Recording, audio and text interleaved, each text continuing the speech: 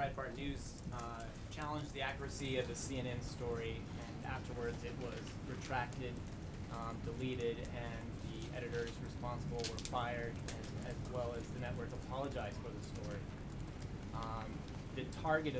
One of the targets of the story accepted the apology. The president went on Twitter this morning and repeated that CNN was fake news.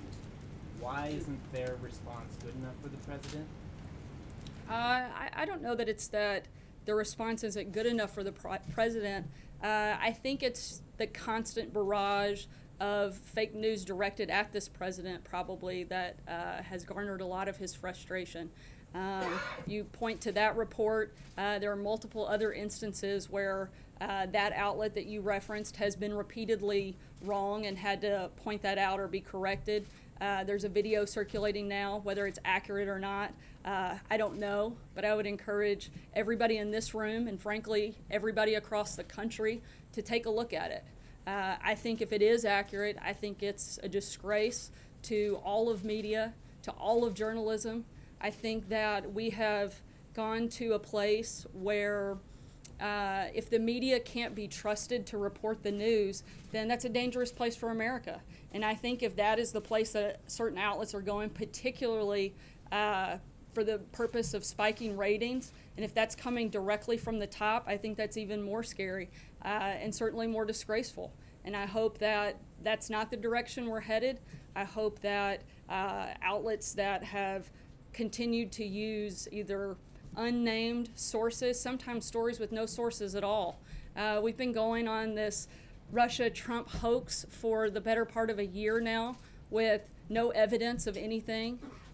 Things like the success at the VA barely get covered. They may get covered for an hour at a time, but this story gets covered day in, day out. And I think America is frankly looking for something better. They're looking for something more, and I think they deserve something better from our news media. Does the president actually expect? I'm sorry? President actually expect us not to report on stories of a foreign country trying to influence the presidential election?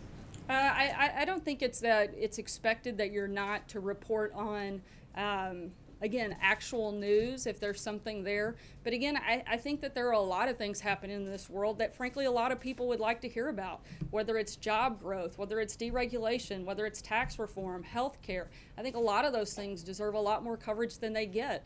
And all we're saying is, you know, I think that we should take a really good look at what we are focused on, what we are covering, and making sure that it's actually accurate and it's honest. If we make the slightest mistake, the slightest word is off, it is just an absolute tirade from a lot of people in this room.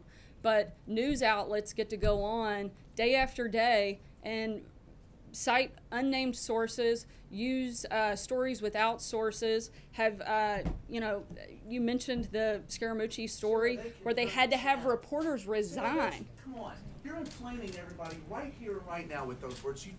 This administration has done that as well. Why in the name of heavens?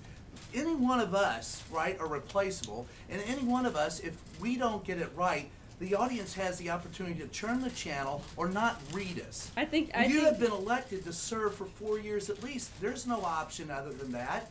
We're here to ask you questions. Right. You're here to provide the answers. And what you just did is inflammatory to people all over the country who look at it and say, see, once again, the president is right and everybody else out here is fake media. And everybody in this room is only trying to do their job. Well, I disagree completely. First of all, I think if anything has been inflamed, it's the dishonesty that often takes place by the news media. And I think it is outrageous for you to accuse me of inflaming a story when I was simply trying to respond to his question.